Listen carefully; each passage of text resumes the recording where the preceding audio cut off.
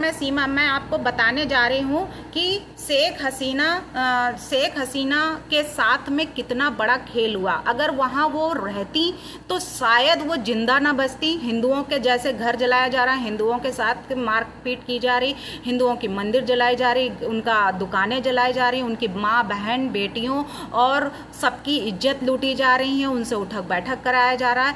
तो ये सब अगर ना होता तो शायद हिंदू जागता नहीं। तो अब हिंदू जाग उठा है, अब वो अपना बदला ले रहा है, तो कट्टरपंथी वहां से भाग रहे हैं। वही हाल झारखंड में भी है। रोहिंग्या वहाँ पे बढ़ते जा रहे हैं दिन प्रतिदिन। वहाँ के जो आदिवासी हैं उनकी जनसंख्या कम हो रही है। आखिर ऐसा क्यों हो रहा है? इस तरीके की जानकारियाँ कई वहाँ की सरकारों को दी गई, लेकिन जो हेमंत सोरेन जैसे अगर वहाँ की सरकार हो तो वो क्या करेगी? वो तो केजरीवाल की तरह ही है। जैसे केजरीवाल ने दिल्ली डुबो दिया तो वो झारखंड डुबोने में लगे थे कि झारखंड डूब जाए। तो अब ऐसी सिचुएशन आने पर यानी वहाँ की जो डेमोग्राफी देखते हुए वहां के हाई कोर्ट ने भी डिसीजन दे दिया कि एक्शन लिया जाए इनके ऊपर। तो अब वहां शेख हसीना जो वहां से भागी थी, तो मेन रीजन क्या था? मेन रीजन था वहां पे अमेरिका जो था वो उनसे आइलैंड मांग रहा था, और जब उन्होंने मना कर दिया तो ये सब उपद्रव शुरू हुआ। ये राज की बात है जो अभी तक नहीं खुली थी, लेकिन अब खुलकर बाहर आई है कि वाकई में जो चैनल वाले सब बोल रहे थे कि बाहर कोई इसमें विदेशी हाथ है, तो वाकई में विदेशियों का ही हाथ है। जब तक कोई बड़ा हाथ किसी छोटे के ऊपर नहीं रखा जाता, जब तक उसके पीछे कोई बड़ा हाथ नहीं होता, तब तक छोटे की हिम्मत पड़ ही नहीं सकती। तो छोटे जैसे घर परिवार में जब सदस्य में कोई कहता है कि हमारा हाथ तुम्हारे ऊपर है, तब वो आगे बढ़ता है छोटा बच्चा, नहीं तो वो सोचता है कि मैं अकेला क्या करूंगा। तो वही हाल हो गया कि देश विदेश में जब पीछे से कट्टरपंथियों को आगे बढ़ाया गया तब इनकी हिम्मत हुई, लेकिन जब हिंदू जाग उठा है तो ये पीछे हट गए। वहीं पे सिचुएशन जो है झारखंड की भी बड़ी खराब है। तो अवैध बांग्लादेशी घुसपैठिए जो हैं वो परेशान है, झारखंड जो है उनसे परेशान है। 6 जिलों की बदल गई है डेमोग्राफी, यानी कि वहाँ पे जो है जो जनसंख्या है वैसी, तो वो अब किस तरीके से चेंज होती नजर आ रही है। आदिवासी कम हो रहे हैं और ये जो है कट्टरपंथी ये बढ़ते जा रहे हैं, रोहिंग्या बढ़ता जा रहा है। वहीं पे अब हाई कोर्ट ने सबकी पहचान के लिए स्पेशल टीम बना दी है और ये कहा है कि इनके ऊपर नजर रखी जाए। टीम बनाने का एक ऑर्डर भी दिया है कि अगर ये ऐसा कुछ करते हैं तो राज्य उनके ऊपर देखेगी कि उनको क्या करना है, उनके ऊपर एक्शन लेगी। तो ये सारी चीजें जो है वो सरकार ने ये करी है सिर्फ और सिर्फ रोहिंग्या के लिए कि रोहिंग्या जो है ये बढ़ रहे हैं तो इनको कैसे रोका जाए। वहीं पे निशिकांत दुबे लोकसभा में बोलते हुए सांसद में निशिकांत दुबे ने कहा है कि विपक्ष हमेशा नहीं यही बोलता रहा है कि संविधान खतरे में है, संविधान खतरे में है, पर सच तो ये है कि संविधान नहीं, इनकी राजनीति खतरे में है। यानी कि उन्होंने कहा कि झारखंड बिहार से अलग होकर जब अलग राज्य बना तब वहाँ के संथाल प्रशासन यानी संथाल परगना क्षेत्र में 2000 में 36% यानी 36% वनवासी जो थे जनसंख्या थी, जो अब घटकर 26% रह गई है।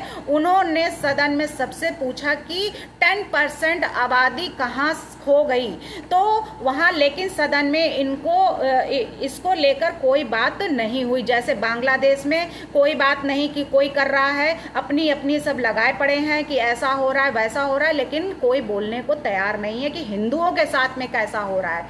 तो अब वहीं पे झारखंड में बांग्लादेशियों की घुसपैठ और वनवासियों की घटती आबादी का मामला अब सुर्खियों में आ रहा है। जब बांग्लादेश के 15 किलोमीटर झारखंड पड़ता है, अब वहां पे जो अब वो भी झेल रहे हैं, उनकी भी समस्याएं बढ़ रही हैं। तो बांग्लादेश में जब हिंदू जाग उठा है तो अब झारखंड का भी हिंदू जागेगा।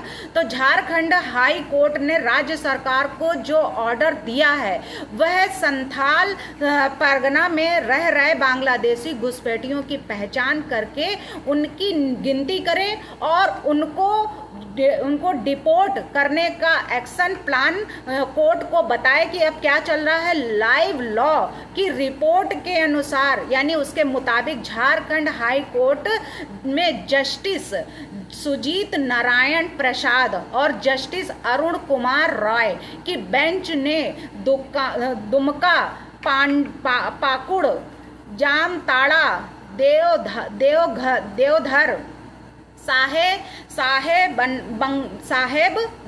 साहेबगंज और गोंडा जिलों के डीएम को आदेश दिया है कि वो अदालत को बताएं कि इन जिलों में कितने घुसपैठिए रह रहे हैं। यानी हाई कोर्ट ने एक्शन ले लिया है। अब हाई कोर्ट ने अगर एक्शन लिया है तो अब उनकी सहमत आनी ही है।